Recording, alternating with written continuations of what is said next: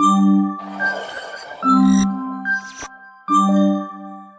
everyone. Welcome to this week's Life Conversations with a Twist. I am very excited to have Tami on today. Her and I just met, and if you're watching on YouTube, you will see her beautiful background. I love the color of your background. Thank you. Thank you. Welcome to the show. Tell our listeners a little bit about who you are, where you live. You said you have a husband, so tell me all the things. Yes, so I am just outside Seattle. I live in Renton, for anyone who knows Seattle. We lived in Portland forever, so I think, at heart am an Oregonian, but happen to live in Washington. Yes, my husband Scott, and we've got two cats, and yeah. I love it. And I'm just curious, like age-wise, how old you are. You said nothing was off limits, so. I didn't know you were going to test that in the first 2 minutes. No, I'm 54. Okay, So, I'm always yeah. I like to like see where people are at in their life and where they are because I think Yep. also um for people who listen sometimes, especially if they're like in a transition or they're like struggling with like what's next in my career, what am I doing? I'm starting to obviously, and you probably can relate to this, is that so many women are starting later in their real career, the things that they're really passionate about. So I do love to like put a little context to like where everyone sits in their life. Absolutely. Yeah. Absolutely. So you have a very unique journey. Tell a little bit of our listeners about maybe like little Tammy and what that looked like growing up and how you got into doing the work that you're doing now. Yes, yes. So this was not on my radar.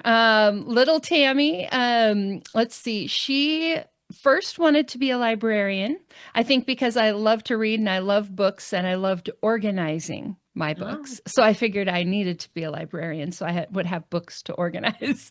Are you one of those that has like a beautiful book display and they're all like color coordinated? I did until we moved from Portland to Seattle, and I still feel bad about this, but we actually got rid of most of our books. I actually prefer reading on Kindle, which I hate that I actually prefer that because I felt like I was letting go of all my friends. I All have these a love books hate are with my it too. friends. I'm like, I have books, but it's like once you read them, you either read them once and they kind of just sit there collect us, or you gift them to somebody who you feel. Right. But then I cannot, I have to physically read a book. I can't, I'm like, I feel like we're on social like devices so much that I'm like, I need a book. Yes, yes. And I'll tell you, my transition is actually what we're here to talk about. So yeah, little Tammy really wanted to be a librarian, and then I wanted to be a paleontologist. I love dinosaurs, so Okay. paleontologist, and I don't know. And then at one point, science kind of always, other than the librarian thing, science kind of was always the theme. When I was in high school, I wanted to be an astrophysicist, all the things, right? My dad was a math and science teacher, so science was always part of my thing. And I think that has served me really well because when I was about 35, 36, I ended up being diagnosed with fibromyalgia, which for people who may not recognize that word or have heard it but don't know what it really means, it's a chronic pain condition and it causes widespread body pain, brain fog, poor sleep, fatigue, right? And that was when I transitioned my books because it just got harder and harder to physically hold a book and read. Interesting. Just the extra effort of doing that. So I told you before, I'm like, I always struggle with this word, fibromyalgia. Yep. Is that a hereditary thing? There is a component that is hereditary. You are 8 times more likely to develop fibromyalgia if you have a first degree relative, so parent, child, sibling. But there also is this sort of stress factor that goes with that. I think, in this is Tammy's theory here, but I think the genetics give us the possibility of ending up with fibromyalgia, and then how we live our lives and what happens to us are what actually turn it on or not. Mm-hmm. There does seem to always be some kind of a trauma component. That could be physical trauma, like a car accident or an illness or a surgery, giving birth, those kinds of things. It could be a mental trauma, obviously, abuse. In my case, it was chronic stress at a very stressful job. So there's some type of trauma that goes with that to flip the switch. And I think that's why we see more women diagnosed the older we get, because there's more opportunities for that switch to get flipped, right? When you're Mm-hmm. young, most people, I mean, you can still be diagnosed young, absolutely, but less has happened to you in your life, right? Interesting. I didn't realize it was like that. Like usually it's a stress induced thing that Yep. changes that. What were the symptoms? What made you discover you had it? Yeah, good question. So I was working at a software company. I managed the customer support department, so the call center, all the email support. Oh God. There you go. That's all you I had to said say. chronic stress, I told you. And I worked there for like 9 years.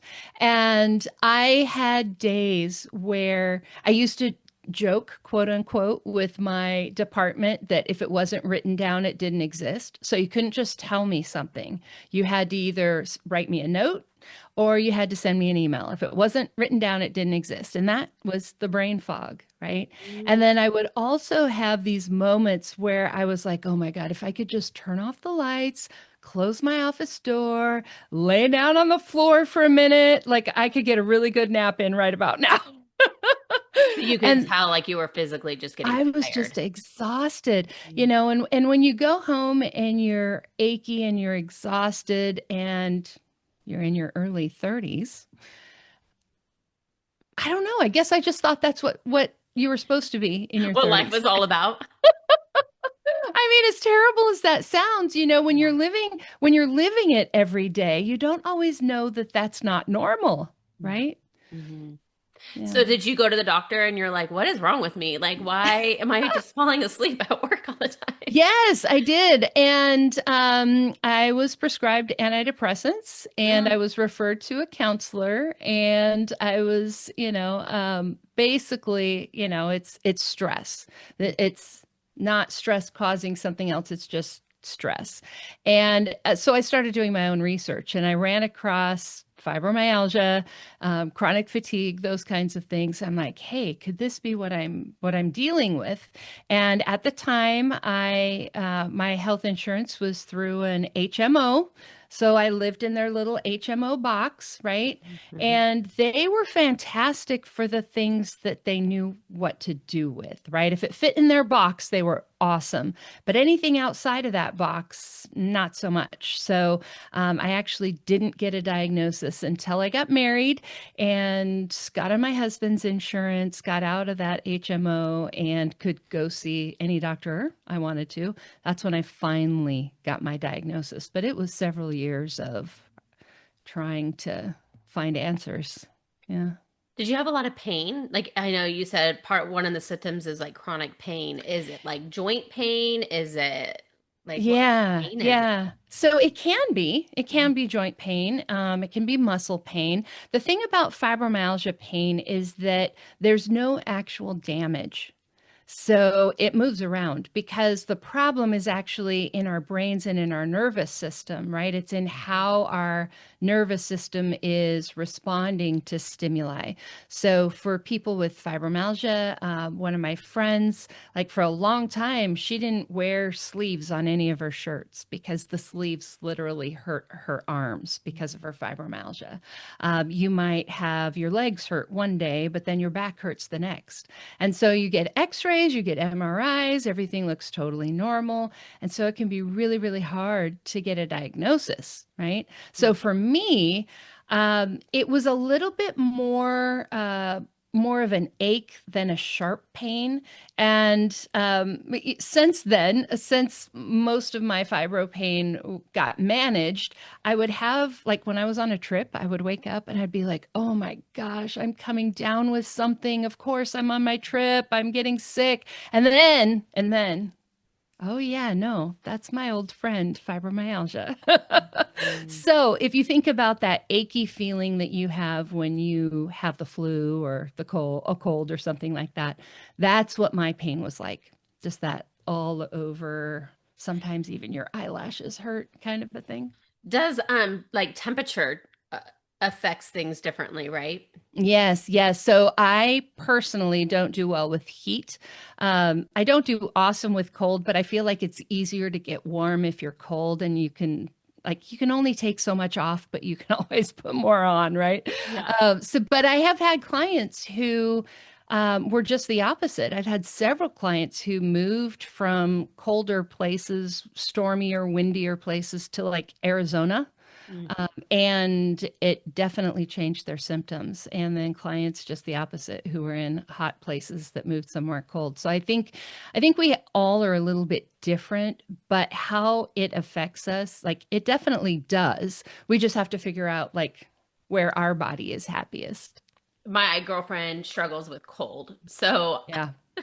she'll, Yes. I like Yes. meet her and she's like fully in like sweatpants and it's like 90 degrees outside. And I was like, girl, she's like, and I'm freezing. And I'm like, wow. Or she loves Yeah. going to the tanning, like the tanning beds, like help her, like the warmthness Oh and yeah. helps with the nervous Infrared system. saunas, Yep. things like that. Oh yeah. Yeah. Okay, so you're diagnosed with this, and then you're like, now what? What does this mean? What does this mean for my life, right? I mean, like, I feel like anytime we're diagnosed or we're told something, it's like, okay, so I gotta change what I'm doing now. Like, Right. what went through your mind during that time? Yeah, so for me, because I'd done so much research and was trying so long to actually get the diagnosis, my first thoughts and feelings were really just relief. Like, oh, thank God, finally. And now I'm going to get some help, right? She sent me home with, I don't know, 3 or 4 prescriptions to go fill and a list of supplements to buy. And the first things she had me working on were going to bed and getting up at the same time, making sure I got Mm. bright light in the morning. And then, just there just wasn't a lot.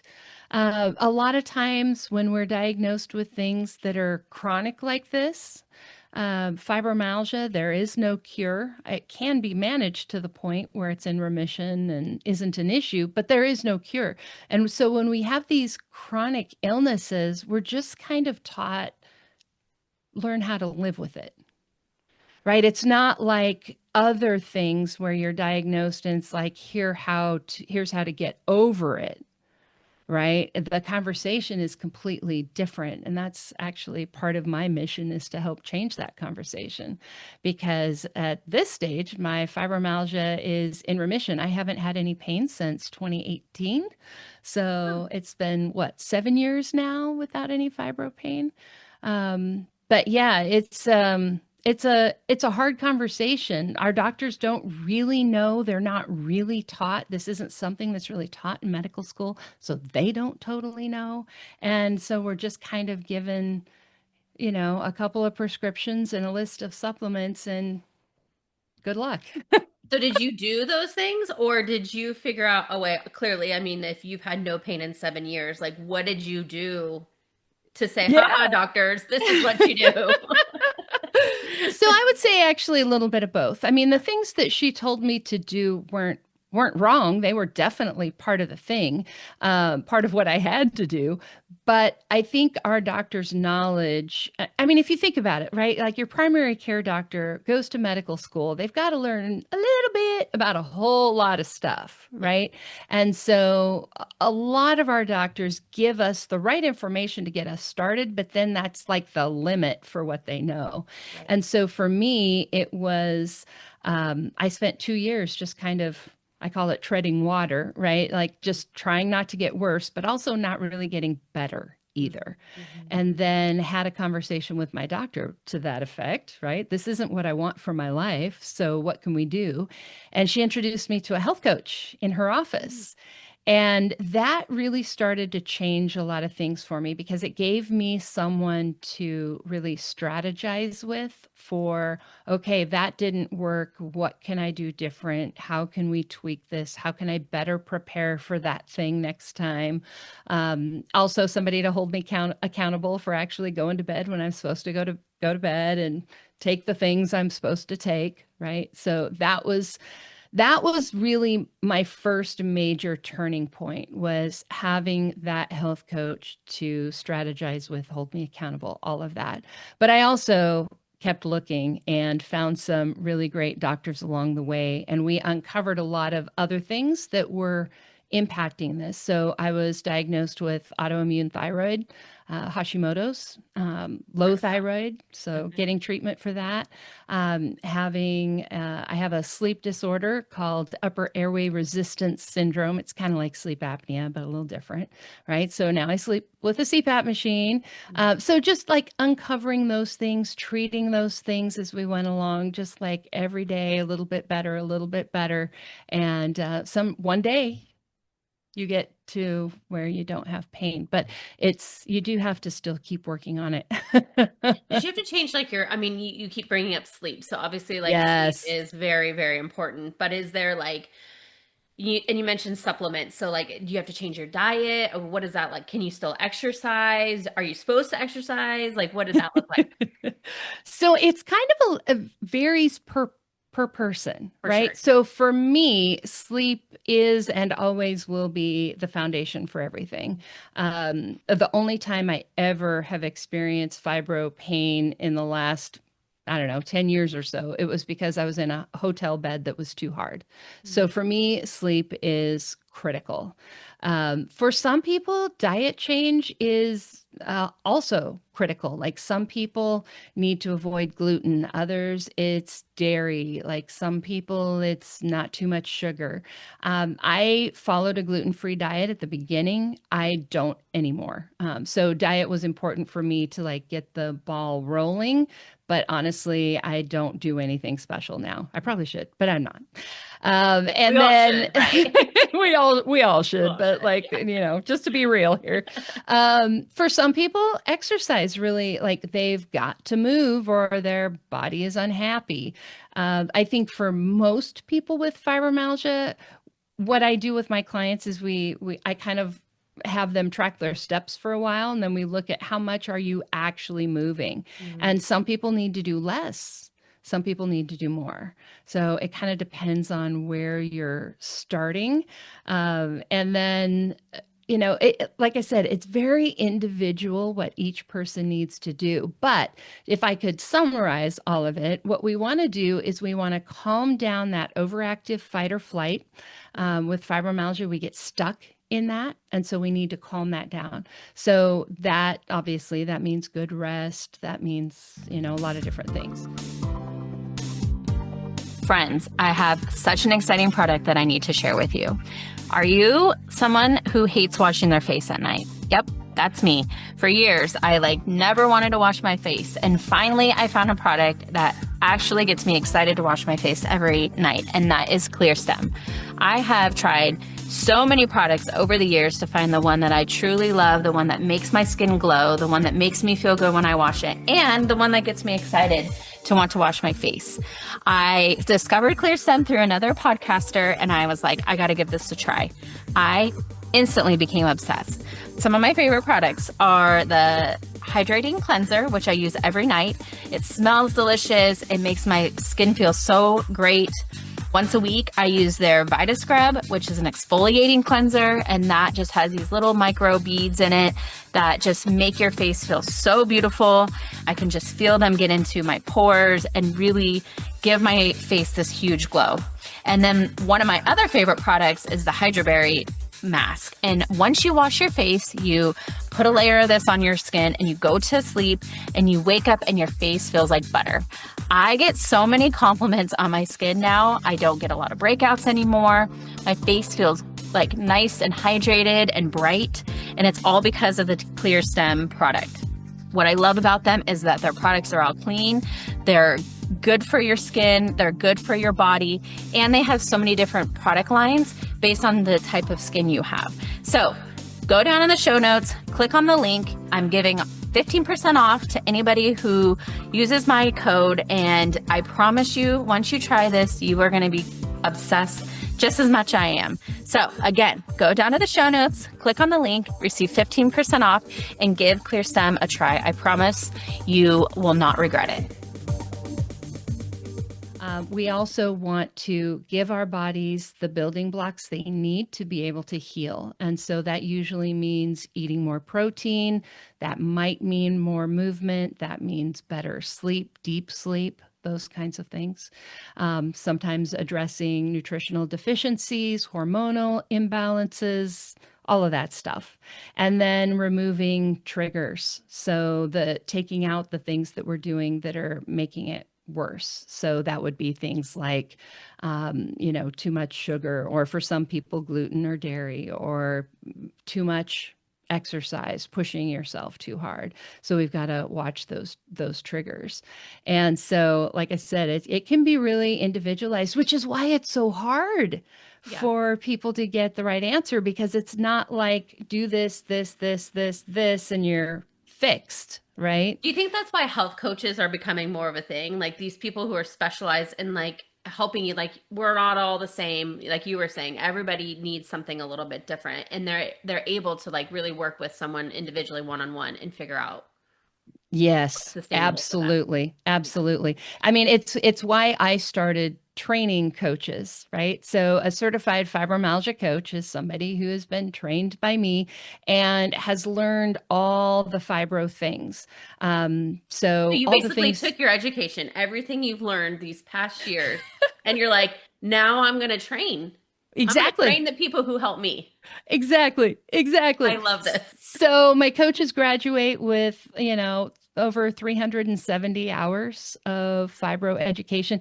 Just to put that in context, doctors in the US receive an average of 9 hours of pain management training. So that's not even fibromyalgia. That's not even chronic pain. That's all pain, acute, chronic, everything. 9 hours. It's not even 1% of the curriculum.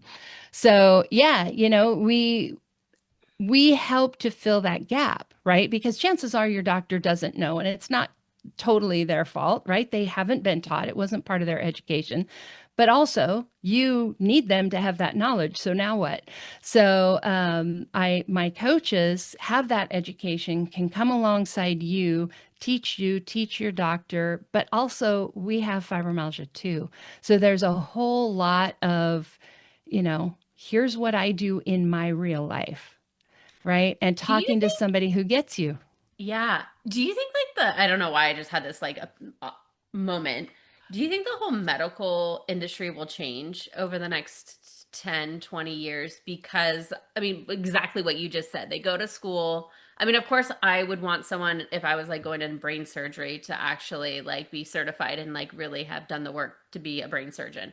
But like for some of these, because you hear there's all these like cancer treatments and different things that we are all going through. Do you think that the medical industry will change and be more specific to one specific thing?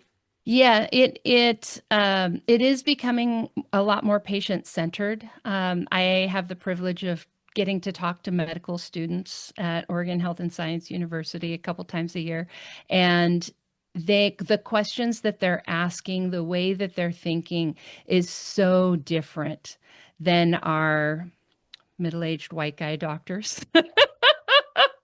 I mean, like, let's be honest. When I said that, you thought of somebody, okay? My doctor, yes. But medical education, 40 years ago or whatever is very different. And so now it is all a lot more patient-centered. Evidence-based medicine is a big thing. So we're not, that sometimes can bite you in the butt though, because sometimes things that work we haven't been able to get studies done for, right? Things that don't cost any money, don't make anybody any money. Like those are the things that there is no money for studies. And so obviously that can be missed. But yes, it is definitely shifting. And also this idea of individualized medicine. Hmm. where each person, like a cookie cutter approach, doesn't get the same results. And I think that is becoming a little bit more known, more understood. And so I think we are going to see medicine change. Yeah. Hmm. So interesting.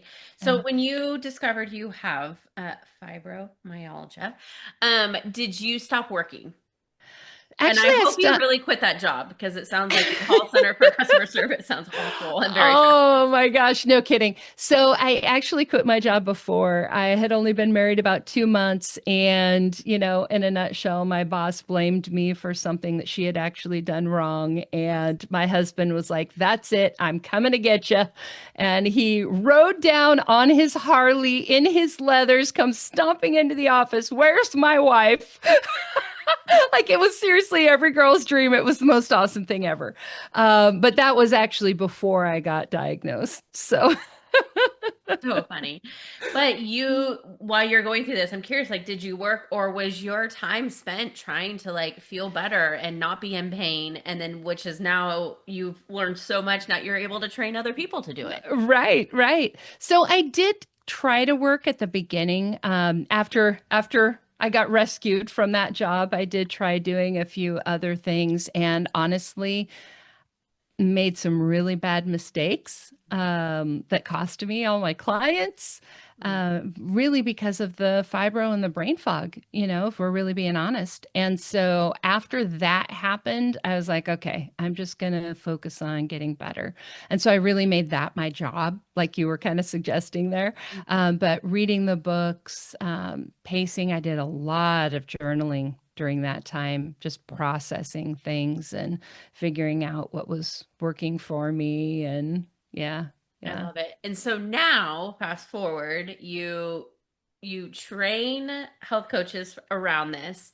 You also have a podcast and a book. Tell us a little bit more about that and how that all kind of came to fruition. Yeah, yeah. So after I started working with my health coach and started feeling so much better, I was like, that's it. I've got to Was it help like a other people. switch? Like one day you woke up and you're like, ish? Yeah, ish. Yeah. I mean, it was about 6 months, but in that 6 months, I had improved so much. Like you don't really notice it when it's happening, but like you get to this point and you look back and you're like, whoa.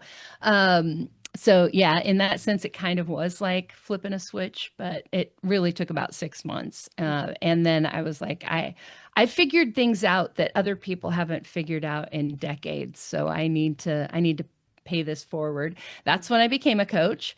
And I did that just, solopreneur for about 6 years when I decided I wanted to start teaching people. And that really came about because I had had clients over the years who worked with other health coaches who did not understand fibromyalgia and ended up worse off for it. So, not that those coaches were bad, they just didn't understand fibromyalgia. So, a lot of the things, exercise more, do this cleanse, like all of these things actually made their fibro symptoms worse. And I'm like, that's it. People really need to understand better. And so I actually wrote my first book to be the curriculum for the training program. And that came out in 2015. The book is Take Back Your Life. And then I started teaching people at the end of 2015.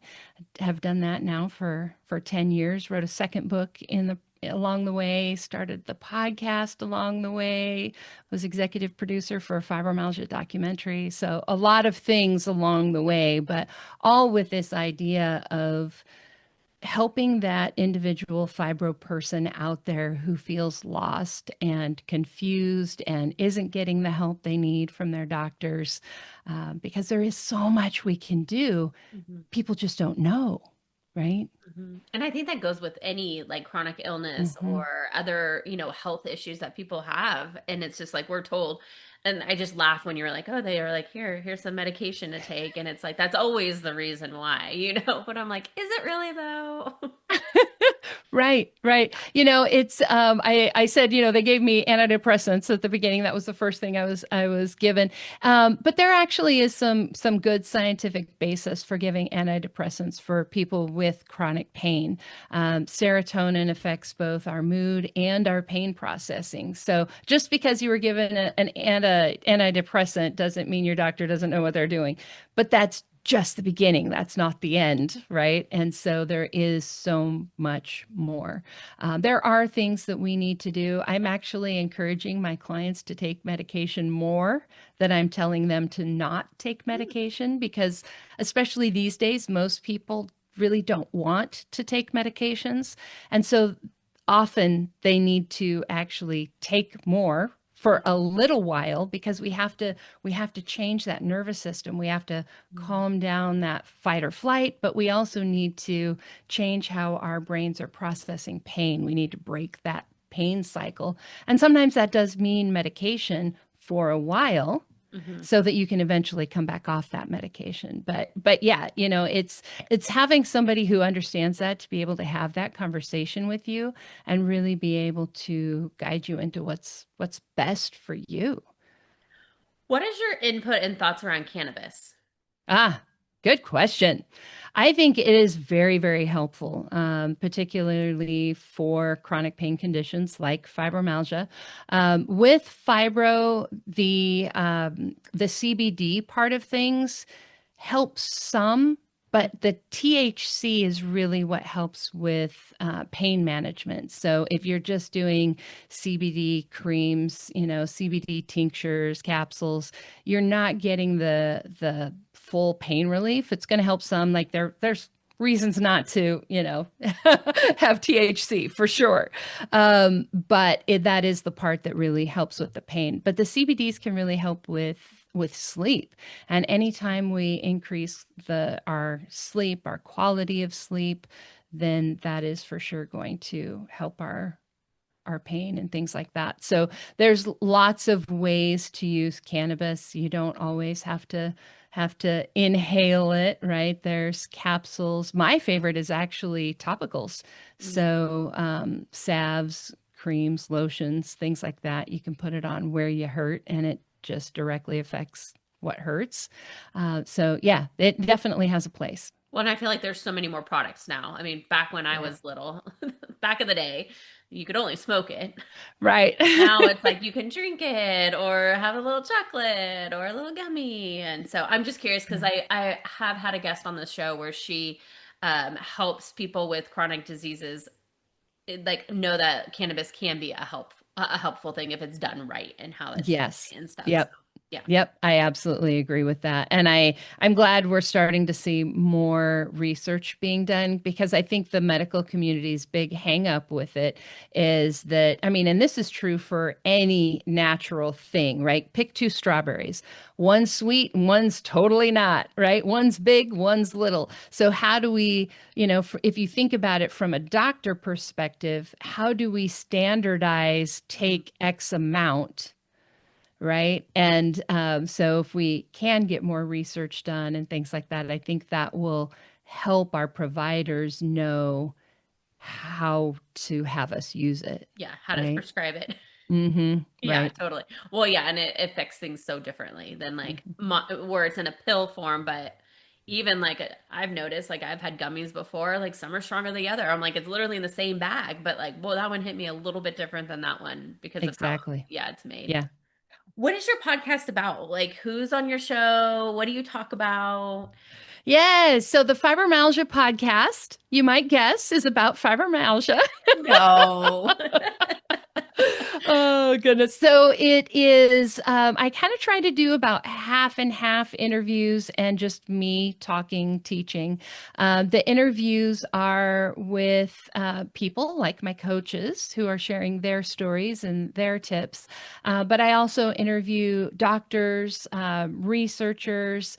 There was a new pain medication for fibromyalgia that just got approved in August, so we had them on to talk about their medication. Sometimes it's It's tools that I have discovered to be helpful. And so we have people on to talk about that. But really, like fibromyalgia is the central theme. So anything that connects with that. And for anybody who has fibromyalgia, like that's your whole life. Everything connects with fibromyalgia. So we do talk about a lot of stuff, but it always connects up with your fibromyalgia and how this is either helping or hurting or whatever else. I So, love that. Definitely have to send it to my girlfriend because yeah. it's her life. And I'm lucky enough that I get to work alongside of her and allow her to work when she feels comfortable or when Yeah. she feels good and when she's, mentally great and not tired. And so it's been interesting. And again, that was like really my first interaction with anybody who's had like chronic illness, and I just had somebody on that we were just talking about chronic illnesses in general and how it's so hard to tell, like it's different if you have a broken arm or you can physically see it on somebody, but when it's an internal thing, it's hard for us to understand what they're going through. Right, right. Because you look totally fine. And some days you are totally fine, right? I know that was really hard for my husband when we were going through that first little bit where I was diagnosed, because one day I'd be fine. I could go to the grocery store, Jump make on that dinner, do Harley. whatever. Yeah. Yeah, yeah, exactly. Hop on the back. And then there would be other days where I'm like, oh, could you get me a glass of water? And I'm like basically helpless, and I know it was really hard for him. Like, what is going on? Yeah, you're like, can't you get your own water? Yeah, You yeah, could exactly. yesterday. Yeah. And people think we're faking it or, all those other things too. So, yeah, your girlfriend is real lucky to have that. Thank you. I appreciate that. Is Yeah. there anything we didn't talk about that you want to touch on or anything that you've learned or experienced or speaking to that person who might be listening who might think that they might have it or going through it? What do you got for them? Yes, yes. So the first thing I want people to know, whether you have fibromyalgia or not, this is real. So this isn't a psychosomatic illness. It's not people faking it. It's not you thinking and making yourself sick. It's nothing like that. This is a real physical illness. There are really things going wrong physically in your body, okay? So that's the first thing I want people to know. The second thing is you can feel better. Your doctor just might not know what to do with you. And so, as patients, we, especially with illnesses like fibromyalgia, where your doctor really doesn't know, it's our responsibility as patients to educate ourselves as much as possible. So, listen to the Fibromyalgia podcast. I've got a resources link on my website where you can download my books for free. Just educate yourself as much as you can. The more you know, the better you'll be able to advocate for your needs and be able to decide, do you want to take that medication or not? Do you want to try something else instead? And be able to really evaluate your treatment options. So, as a patient, you absolutely have to educate yourself. And at a certain point, especially right now, I'm talking to the person out there who's thinking, yeah, but I've tried everything. You've just tried everything you know, Mm. right? You haven't tried everything. I can guarantee you there are things that we can do to help your fibromyalgia that you have not tried and that you have never even heard of. So at that point, that's where you really want to make sure you get the right person on your team who can fill that knowledge gap for you and give you some guidance. So obviously, certified fibromyalgia coach is great. That could be a fibro specialist doctor, although those are very hard to find. But yeah, at some point you will need an expert on your team to help guide you into the things that aren't even on your radar yet. Do you connect people to their coach? Yes, Yeah. often. Yeah. So we have a find a coach option on our website where you fill out an application. We have a few different sort of levels, I guess, of coaching. Everything from free consultations with either brand new students who are just trying to get some practice. Some of our coaches even provide a certain amount of free sessions. We've got student coaches. We've got certified coaches that have been doing this for years. Of course, there's me who, God, I've been doing this for 16 years now. Wow. So, there you choose the level that like fits your budget and the amount of knowledge that you need somebody to have. And then yeah, you can choose the coach. We'll give you the options for that. And we've got coaches all over the world, all kinds of different, histories, backgrounds, personal stories, ages, languages. Yeah, there's a lot of options out there, and then just schedule with the person who makes the most sense for you. But yeah, we do help match people up there. And then once you're working with a coach, we can also help you find providers. Sometimes we have people that we can like directly refer you to because like I know them, here, go see this person. Sometimes we just help you do the research, like maybe your insurance has sent you a list of doctors and now you need to choose which one. We can kind of help you sift through that, but really make that process a little bit faster and easier of finding and connecting with the right people. What's next for you? Oh my goodness.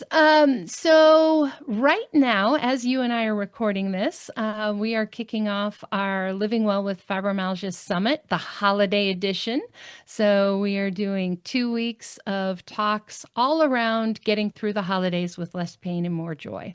So that is literally right now what's next for me. But really, for me, it is all about spreading that word, right? Fibromyalgia is real, and there are so many things we can do. You can feel better. Like that is my message. And so I'm trying to show up on podcasts and write articles and all of those things and just keep training people because, even with the coaches we have, there are millions and millions of people with fibromyalgia. It is, what is it, 7.7% of women? And so we don't have enough. We need a lot more. I love it. Thank you for doing the work. It's like one of those things, it's a blessing when you get told something, a life change, of a twist or whatever it is, and how that is what changes your trajectory or your journey. And so I am so in awe and inspired by you continuing to show up and to support people and to educate, because I think, like you said, more people need to do that. So Yeah. I'm so glad we connected. I'm so glad you're on the podcast. Well, me too. Thank you so much for having me. It's been so fun.